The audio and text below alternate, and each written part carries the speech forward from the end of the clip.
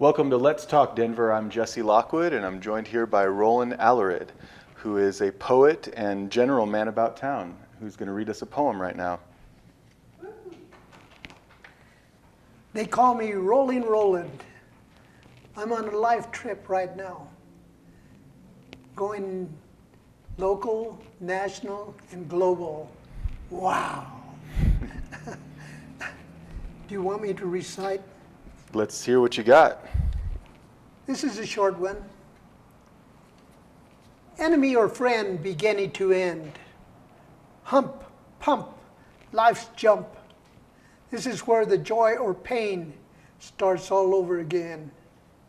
From sunrise to dawn, in the yawn of consciousness, to the threat of regret as the sun set, we assume after the sun will come the moon. Yet something in life will determine our fate, early or late. Even the food on our plate. Everything is possible. Everything can be an illusion, with or without a conclusion. But something is missing. If we do not have the taste, we would have plenty of waste. In the majority or the minority community, life is for the living, giving and forgiving. Alive to thrive in the world beehive. Strong and brave, we have to behave. Life does have a limit. Like weeds in your garden, you have to trim it. In water and sun, we want and need to have sunshine fun. In a happy run, under the sun, we will work and have fun in the rain or the sun as it will materialize before our very eyes, from dawn to sunrise. If anxious or in a hurry, you will have plenty of worry because you created your problem and now you have to solve them. Thoughts are always an illusion, many times in confusion. But in time of experience, we can and make the difference. YOLO! You only live once. Smart or a dunce, sharp or dull. This includes life school or a beer hall. Inclusive, elusive. All right. What do you think, Jess? I thought it was packed with some tidbits of life advice. Wow. Well, coming from my mother and father's family of 10, 7 of us boys and 3 girls.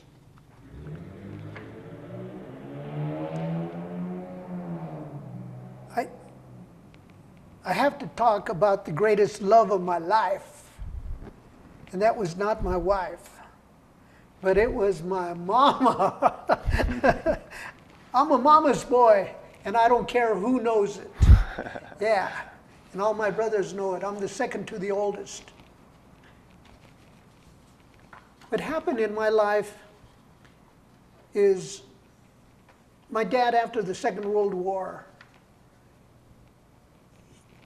he had to deal with toxic gases in the shipyards of San Francisco, where he was working with 2 of his brothers, plumbers. And he feels that something happened to him. My dad was born in 1913. My mother was born in 1919. But what happened is that they went through the Depression. You can imagine, or maybe you can't imagine. But life in the Depression devastated families, hurt so many people, it was unbelievable. And we're talking about a world problem. Today, it's possible that something very strong is going to be happening in our world.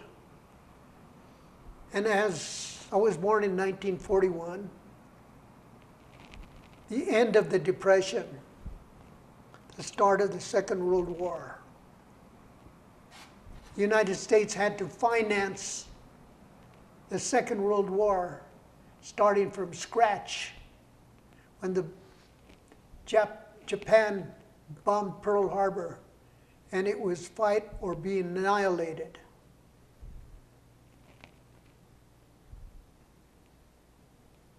From 1941, I'd say 42, my sister was born.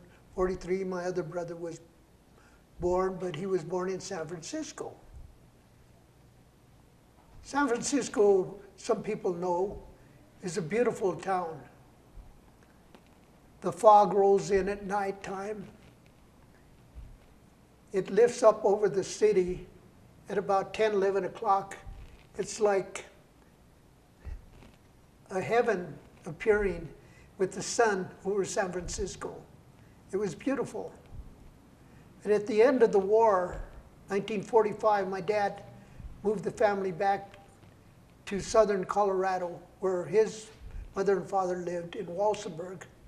And outside of Walsenburg lived my mom's family. They were farmers. My dad's family was field workers and coal miners. They worked the fields from Walsenburg all the way up the Platte River to Eden, Colorado.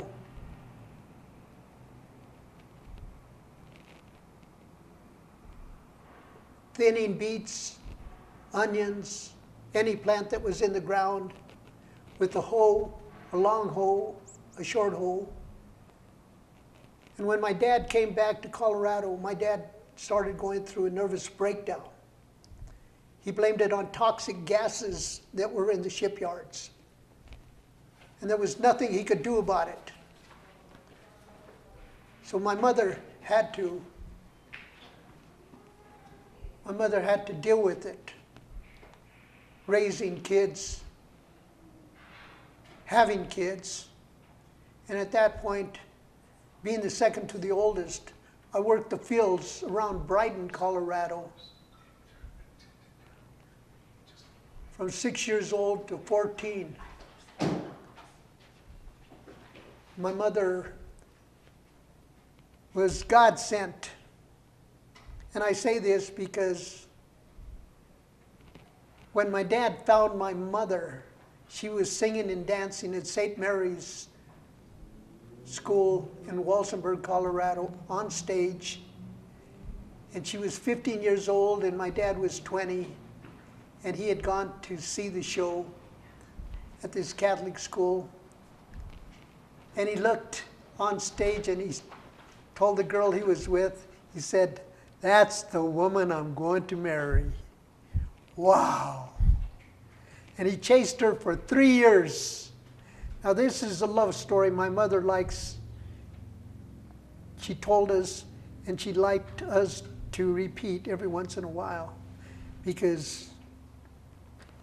But our mother was a blessing, like a bunch of other mothers. Being a hardworking man, because my mother gave me my work ethics from 6 years old to 14, working the fields. So I know I'm a hardworking man. I paid off my house, car, and truck in 5 years. But that's because she showed me how to do it. And we weren't afraid to tackle big fields, even her and me by ourselves. And at the end, looking at these big fields that even every row went up and down in the hot sun, even sometimes over the hill. At that time, this was from 1947 to 1953. 8 years I worked with my mother.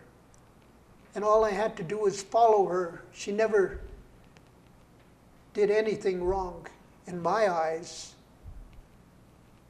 But from my point of view, I think that women are harder workers than men. And that's what I've seen in our family. Maybe everybody's different. But what I'm saying in particular is that here I am, 81 years old, going into business as Rolling Roland, going into who with the big question mark. RU.media.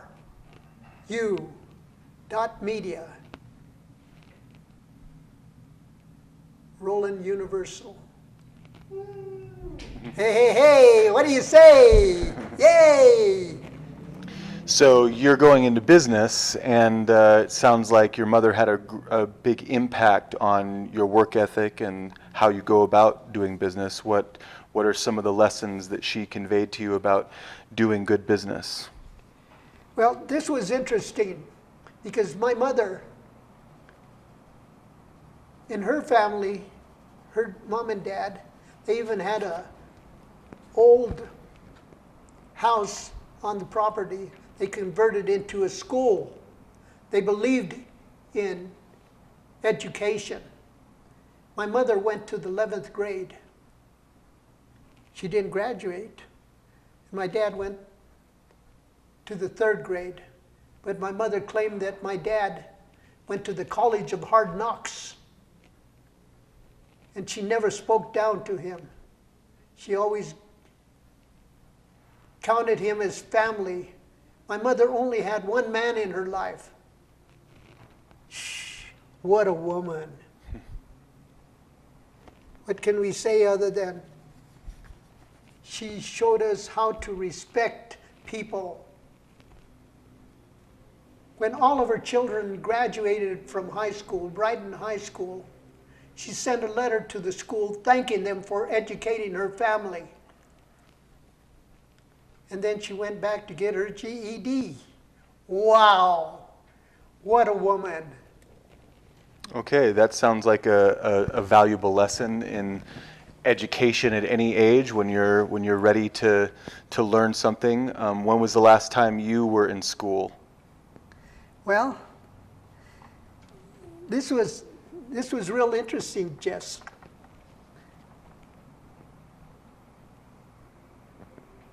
I think it was the year of about 2000. I was still doing some construction work, and my youngest sister, she worked for the Department of Energy in Golden, Colorado. She came to where I was, my office building, and she said, I was talking to Mom and Dad and asking them who they wanted to help them at the very end of their life. And she says, you're one of them. So it was easy to step up and help take care of my mom and dad at the very end, because they did everything for their family. In 1953, my dad started learning a trade, the drywall trade. He started working, he was working as a laborer down in Alarid Air Force Base, mixing drywall mud for the drywall finishers that were working on housing for the Air Force Base. And Albert Sandoval from Albuquerque, New Mexico, started asking him questions. He says, how many kids you got, Jake? And by 1953, my dad had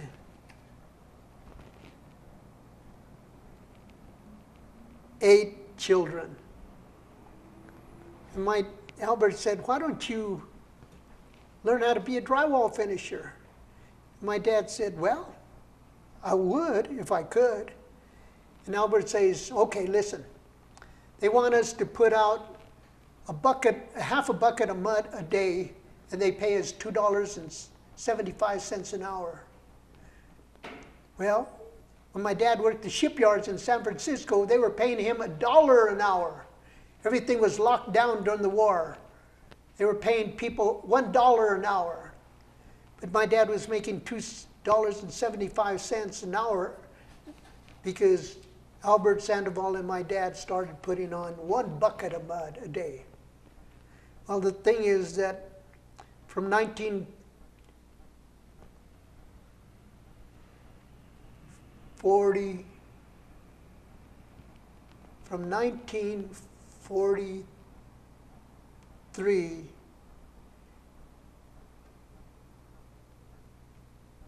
wait a second, yeah, 43, for four years to 48, my dad taught me the drywall trade, so that by the time I was 18, 19, I was a drywall finisher. My dad got me in the union. At that time, in 1950, wait a second, yeah, wait a second. From 53 to 58 were the 4 years that I learned to be a drywall finisher. And from 58 to 61, I was helping my dad do a bunch of different jobs, but that's when he got me into the union. Going into the union, the business agent said, he thought I was an apprentice. My dad says, don't worry about my son. He's better than me. Sure enough. They started paying us $1 a sheet in these houses that at North Glen. My dad helped them at Thornton Pearl-Mac.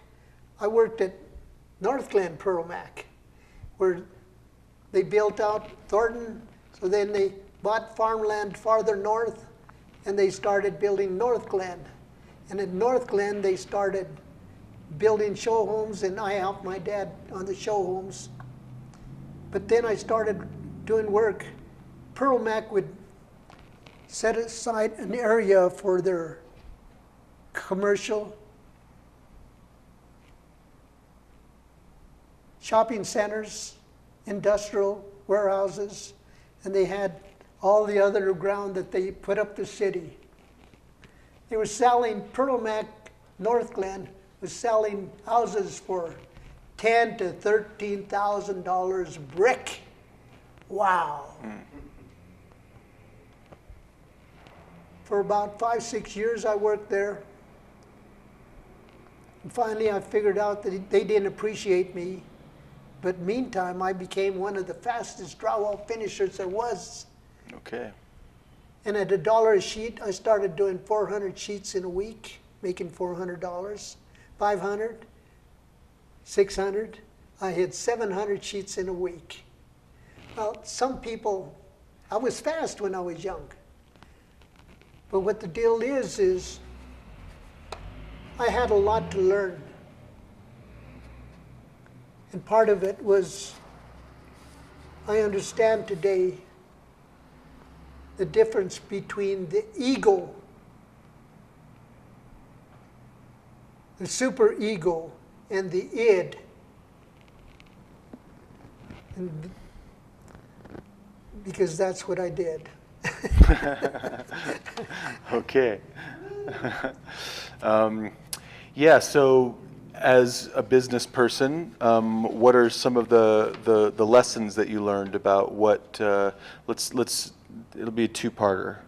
So tell our younger audience, what is something that you learned that made your business do well, and then something that you learned that caused your business to fail. So what's something that you learned that made your business better back in the day, and then something that happened or that you did that made your business not work out so well? Well, once I worked at Pearl-Mac, my boss, superintendent on the job, would send me, because I was one of the best finishers and one of the cleanest finishers, they taught me how to do commercial work downtown Denver. I used to work at the Shirley Savoy Hotel, the Brown Palace Hotel. I worked down at IBM. I worked at Denver Housing Authority, buildings. But what the deal was, and this is why I quit them, to me they didn't appreciate me. Because one Christmas, I went down to the office to get my check, and they were passing out envelopes to certain people. And I never received an envelope, so I started asking, what's in these envelopes? They said it was bonuses. Well, they never gave me a bonus. I had to work for every penny I earned. And I did, and it was hard. Meantime, my wife was having 3 boys in 3 years. I know how hard it is to have a family so quick and so fast. So I asked her, I said, is there anything we can do to slow down? And she says, take the pill. I asked her, please take the pill. Well, the thing is that I didn't want to have 10 kids in 10 years. One of my friends had 10 kids in 10 years, and that's when you're going into, if you can't keep balance in your life, especially the young,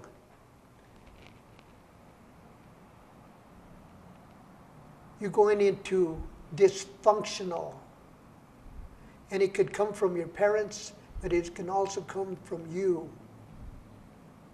And because when my dad started going through his nervous breakdown, he started kicking my ass from 6 years old to 14.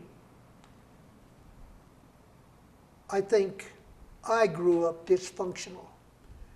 I think I am a functional, dysfunctional man. But we learn our lessons, and this is what really counts. Okay. So one of these lessons sounds like you learned that it's really better to work for yourself because you started your own company that really did help you thrive in a way that working for other people didn't. Is that accurate to say that one of the lessons you learned about how to do good business is to do it yourself? Well, my mother had all the confidence in the world she could do it, and she did it.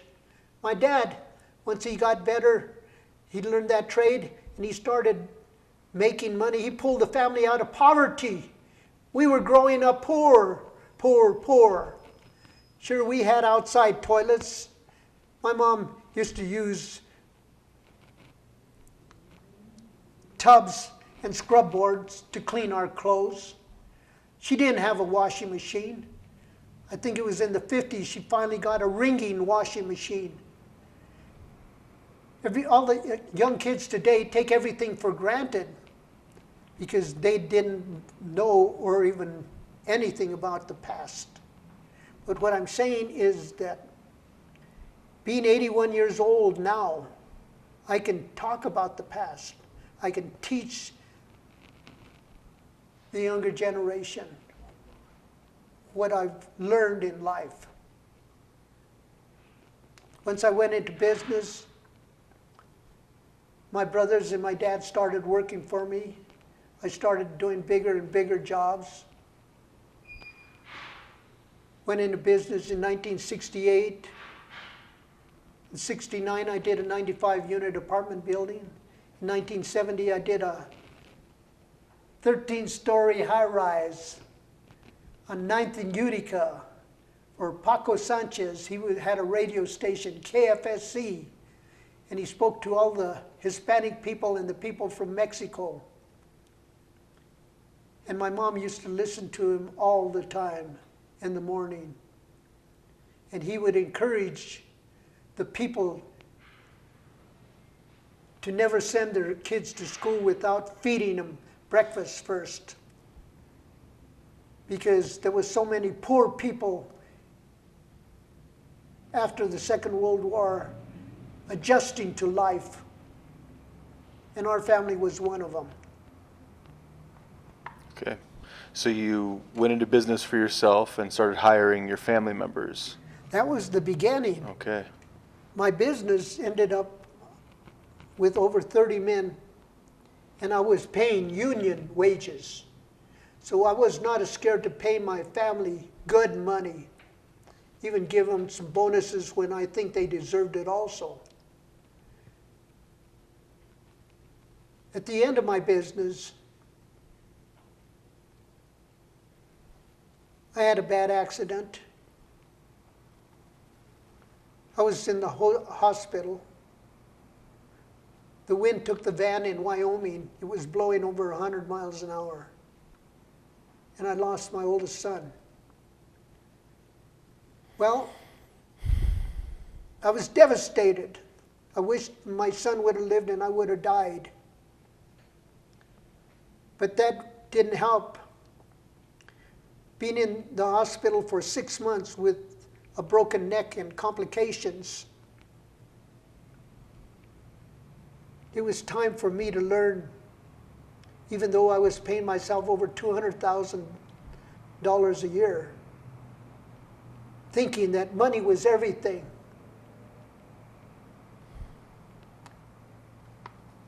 My ego, my pride deep inside, my super ego and the id, wow, I had lessons to learn. Okay. Yeah. So what I heard as far as one of the lessons that you learned that made your business thrive was appreciating the people that work for you and with you, letting them know through monetary compensation, bonuses, and letting them know that you really appreciate when they go above and beyond. That's I think, a really valuable lesson. And then the other lesson is don't get too full of yourself. Don't get too confident, because then my things ego, can fall. I had to learn the hard way. And it wasn't easy. When I lost my son, and my wife asked for a divorce, and I lost my whole family, I started going into grief and depression. And I started crying and crying. Started slowly, 10, 15, 20, 30, 50, 100 times a day for 3 years, over 3 years. I was a very fortunate man, because who would come to see me pretty near every day as much as she could? My mama. So Roland, is it ever too late to restart from the ground up? You've got some experience in this, so what do you say about it being too late to go back to school and too late to start something fresh? Well, the beauty of life is that there is a knife. You can change any time you want to. I was drinking. 1972 in my business, I lost over $100,000. It was tough trying to stay on top after you lose 100,000, because a recession came in, inflation, recession. And then it went down and started going back up again. Well, the thing is that everything started getting better and better. But then in 1975, another recession came in, inflation, and I lost over $150,000. Well, it's nice when you're making money, but it's terrible when you're losing money and you got a big business. Well, I said to myself, I can do it. I can handle it. And I had my family in back of me. So I kept on through the recession. I went out of town and did a retirement center in Gary, Scottsbluff, Nebraska. I went down to the San Luis Valley in southern Colorado, did an 85 units for the Costilla and Conejos Housing Authority. And then I came back to Denver just in time to pick up a 200-unit apartment building on 23rd and Tremont, East Village. The building was for I think it was Denver Housing Authority. Well, that got me back on my feet. It was 200 apartments. It was a $200,000 drywall job, and it was a $100,000 paint job. I picked up a $300,000 job. But what the deal is the more money I made, the more my ego started going up. And I started acting like an asshole. Shh. The thing is that everybody thinks money is everything. But where it finally comes down to, where is your center in life? Where is your center in life? We got to understand where our center is. Is it church-centered? Is it spouse-centered? Is it pleasure-centered? Is it work-centered? Where is your center in life? I know I have a work center. At 81 years old, I'm still work-centered. I can do it. When my sister came to me that one time and said, now that my mom and dad, our mom and dad are getting old, I asked them who they wanted to help take care of them, and they said, you were one of them. It was easy for me to step up and help take care of my mom and dad at the very end. My mom lived to 90 and my dad lived to 93. But one of the things that came and happened to me is that I started not watching TV, but I started reading more. Then I started writing. And pretty soon, everything is starting to get exciting. I said, I got to go back to school. Because I knew I could do better than what I was doing. And I was reading fantastic books. Eric Fromm's book, The Courage to Be Human. To have or to be is my destiny. What I'm getting at is Rollo May.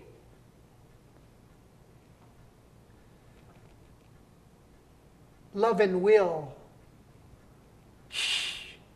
These books were so fantastic, I had to start writing.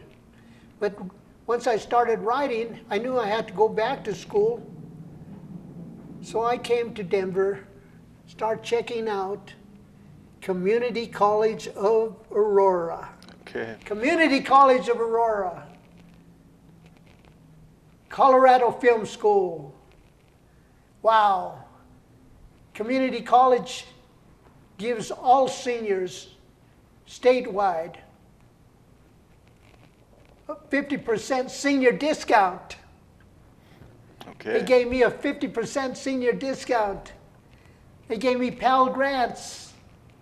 From 2012 to 2017, I graduated with no debt. It was fantastic. 3 of my brothers were teachers. So what was wrong with me, even though I was in construction all my life? Going back to school and going into who? The big question mark. .ru. .media. Roland Universal. Rolling Roland. Going global. Hey, hey, what do you say? All right, looking forward to seeing what you produce. That's right. All right. Well, thank you very much, Roland, for joining us. and we'll see you again on Let's Talk Denver.